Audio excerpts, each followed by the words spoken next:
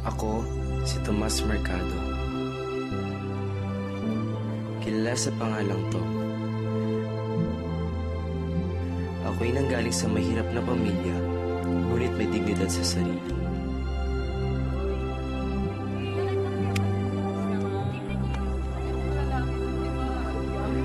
Kahit na ang nanay ko'y palaging wala sa tabi namin,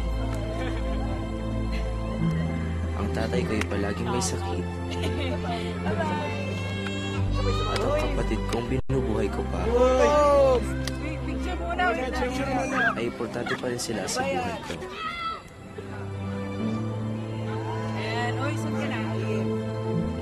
Sige, ingat ka. Ingat ka. Ingat ka pa naman. Kahit na nakakatanggap ako ng mga lait sa ibang tao, ay di ko pa rin masasabi na pinagkaitan ako ng tadhana, sapagkat meron pa din mga taong nagmamahal at sumusuporta sa akin.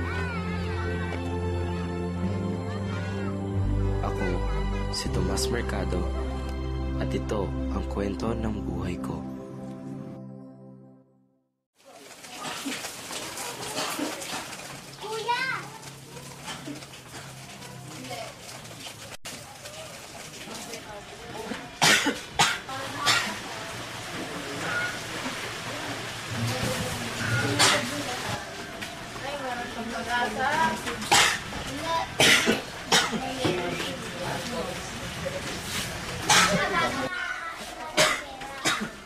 Dahil hindi ko na ng tubig.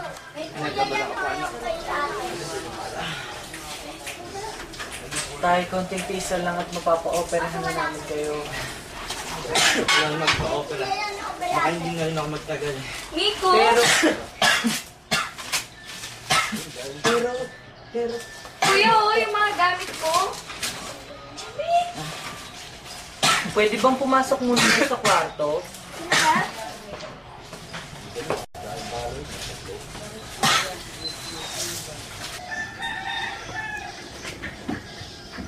Tay?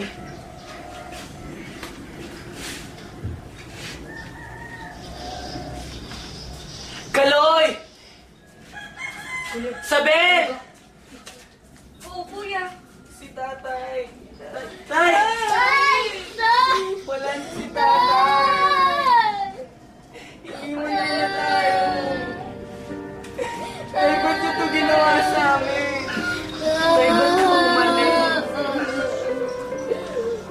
Kailangan ka namin eh. Tay, ba't ito ginawa sa amin?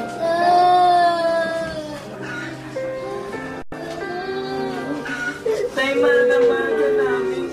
Ito umalis.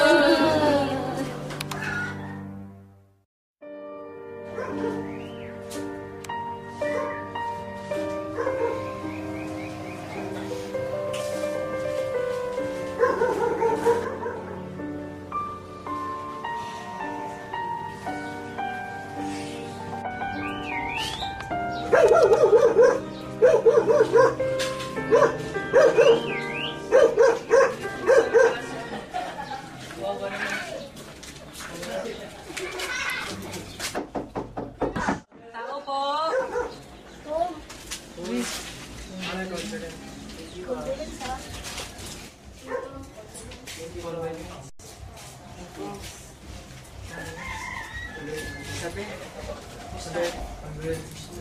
Pasok mo na kayo sa kwarto niya.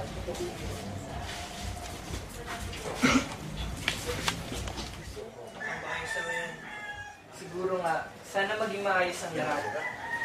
Pero mahirap kasi mag-adjust eh. Tatay ko kasi nawala. Tom, paano yung pag-aaral mo?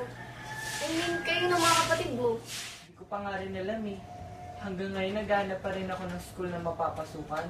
Pero hanggang ngayon wala pa rin ako mapili. Eh, gusto Roosevelt lang kaya? Oo nga, maganda doon. Oo, doon din ako enroll eh. Tsaka, malaki rin yun. Oo nga, Tom. Doon din yata ako i-enroll ng mami ko eh. Kasi sabi niya, magaling daw magturo yung mga teachers doon. Tsaka maganda yung mga facilities, diba? Oo nga, saka non-sectarian yun. Doon nga nag-aaral yung kaibigan ko Muslim eh. Diba? Oo, pare, doon ka na lang. Subukan ko pa. Kasi masyado mabilis ang pangyayari ngayon. Tsaka malayo rin ang Roosevelt sa amin eh. Siguro kailangan ko muna itong pag-isipan. Nang pumanaw ang aking ama, kinukup ako ni Tita Salve. Ngunit, sa kasamaang palad,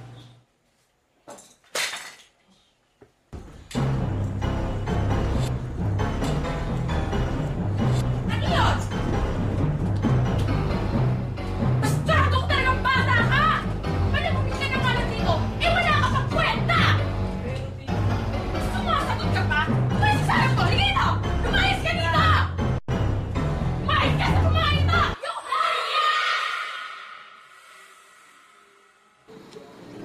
tuluyan akong pinalaya sa tahanan ni Tita Salve.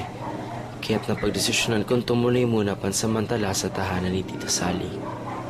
Kasabay na rin dito ang paghingi ko ng payo ukol sa eskwelahang aking papasukan sa susunod na taon.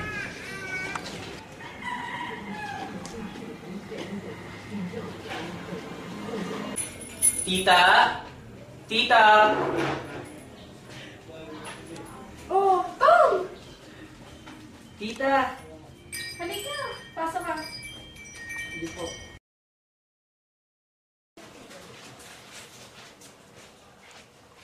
Oh, sandali lang ay kukuha lang kita ng mainom. Sige po. Tita, sino dumating? Kuya, Carlos! kamusta na? Okay lang naman. Ikaw? Mabuti lang naman ako. Oh, Carlos, nakita mo na pala kuya mo. Namiss mo ba siya? Oh. Ano nga palang sadya mo dito? Pinalayas po kasi ako ni Tita Salve. Bakit? Anong nangyari? Nakabasag po kasi ako ng vase habang nagpupunas ang mesa. Nako, kilala ko yung ate ko. Pagdating sa mga iniingatan niyang bagay, mahigpit talaga siya.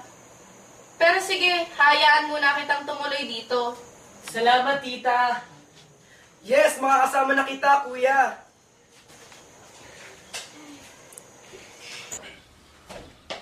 Tita, O, ano yun, Tom? magpapaalam lang po sana ako kung pwede po ba akong maghanap ng eskwelahang mapapasukan. Ayos lang naman sa akin yun. Basta wag mo lang pababayaan ang responsibilidad mo sa mga kapatid mo. Salamat po, Tita. Pangako ko po, kahit na nag-aaral po ako, hindi ko po bababayaan yung responsibilidad ko sa mga kapatid ko